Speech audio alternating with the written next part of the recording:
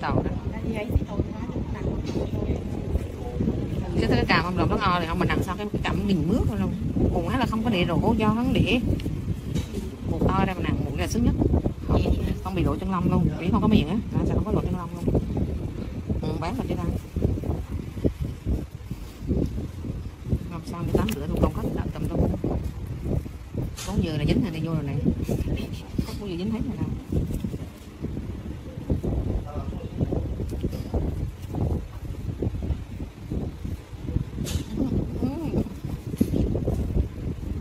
Thì đứng đó nhìn trang miệt trừ. Nó trông đi. Thì đừng nói là cái mũ nhiều hơn cái thịt không mà.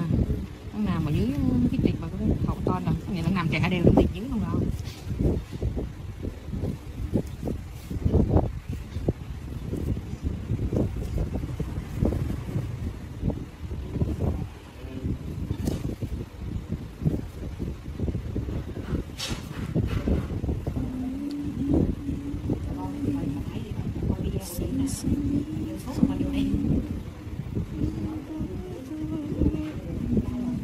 Cái điện thoại đâu giống như một người đi.